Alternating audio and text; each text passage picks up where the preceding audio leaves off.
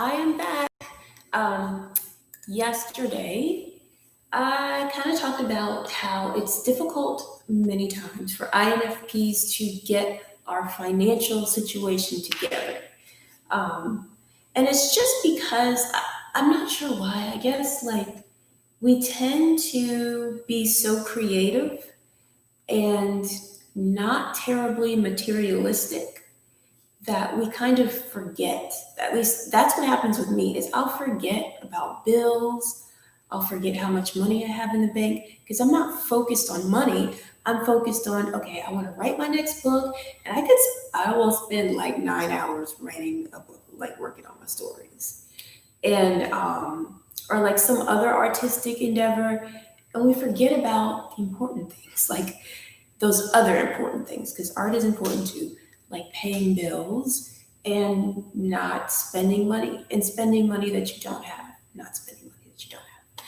So, yeah, sometimes we kind of suck at financial stuff.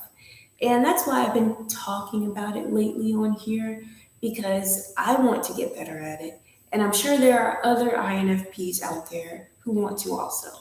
So, today I was going to talk about just not really solid steps you can take for your financial future, nothing like that, but two sort of mindsets an INFP would benefit from going after to help them have a better grasp, grasp of why finances are important and how to leverage money to use it in the best way possible for oneself and for one's art.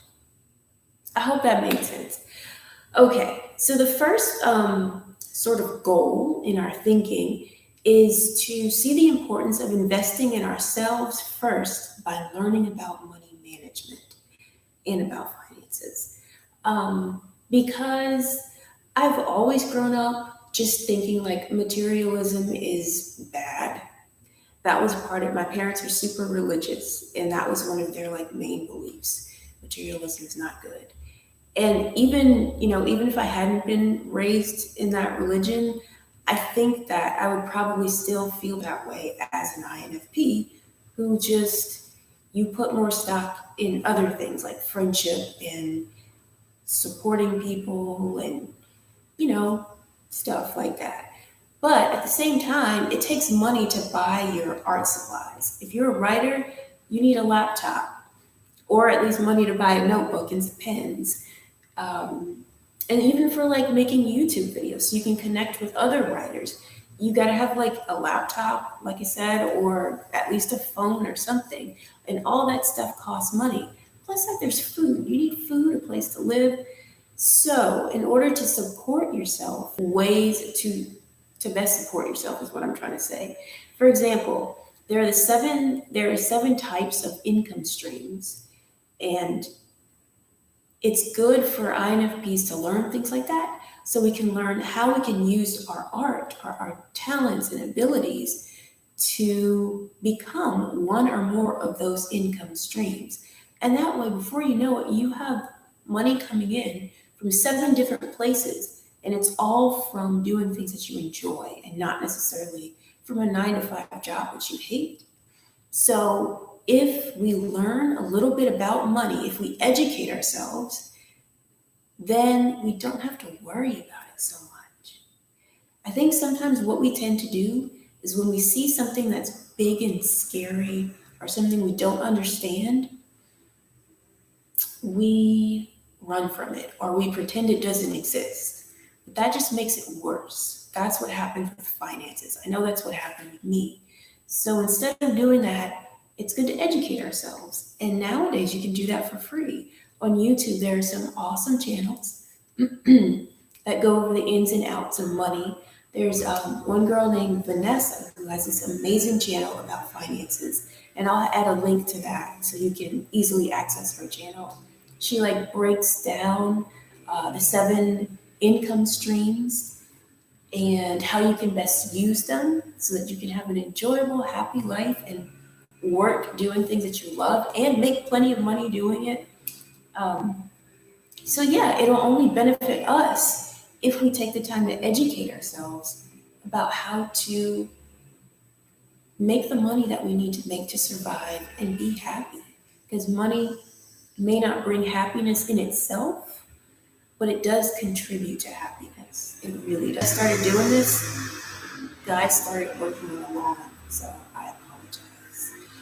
But anyway, the second mindset is to work hard to live below our means.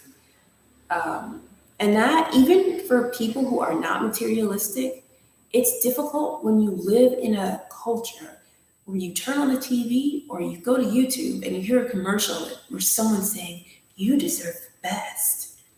Because don't you hear that in like 7 out of 10 commercials? Someone saying some form of, you deserve the best. That's why you should have this product. We hear that in subliminally, and somehow that idea becomes a part of our everyday thinking. We're like, oh, I don't have enough money for that food, but it's like the best food in the store and I deserve the best, so I'm gonna buy it. See, that's how our culture kind of like pushes us into living above our needs instead of below it.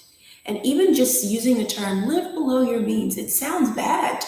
I know it sounded bad to me when I first read that, but it's not. It's a good thing. It's a normal thing to be like, this is what I make, this is what I should be spending. Not this is how much I make, this is what I should be spending. Although most of us, honestly, in America are like this because we're told we deserve the best and we should buy the best, even though we don't really need all that. So, like, one way to, or just as an example of how to live below one's means, is to replace excessive spending and thoughtless spending where you're not really thinking, you're just kind of mindlessly spending money, which I'm so guilty of this, especially when it comes to like snacks. Instead of doing that, thoughtlessly save your money or mindlessly save your money. Maybe like, if you do an odd job for someone and they give you a little extra money, be like, oh, I can use all this to buy something great now. Nope. Just mindlessly put it in your savings account. Every time you get a little something extra, don't even think about just putting your savings account. Mindlessly do that. That's like one little thing that can help someone start living below their means. Another thing would be to, instead of bringing a credit card with you everywhere you go, leave it at home and only use that credit card in emergencies. That way, like the money that you save from not overspending with a credit card, you could use that money to set up a rainy day fund in addition to your savings account, so that you don't have to really dip into your savings, which you want to use for like really important stuff you want to buy. You can just dip into your rainy day fund with money that you saved from not using your credit cards for like when your car breaks down and stuff. So yeah, those are just two little very simple things that an INFP can do to kind of get a better grasp on your finances. First is really simple. Just start educating yourself, like making the decision, I'm going to watch one YouTube video every day about finances. And by the end of even just a week, you're going to be like so brilliant when it comes to money.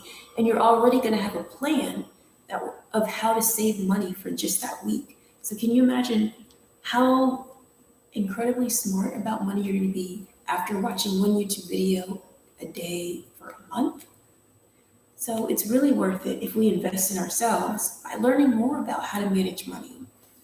And the second thing was to take steps to live below our means instead of above our means. And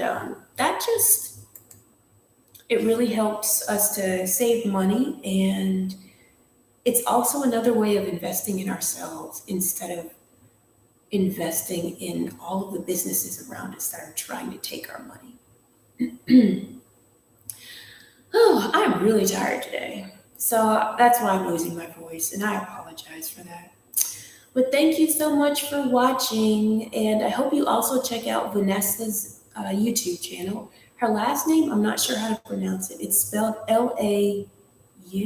Hang on, let me see. I think it's Lau. Yeah, it's Lau. Vanessa Lau. Amazing YouTube channel. All right, well, I will see you guys next time. And if you have any more tips about how INFPs can better handle their money situation, please feel free to leave a comment. Have a good day.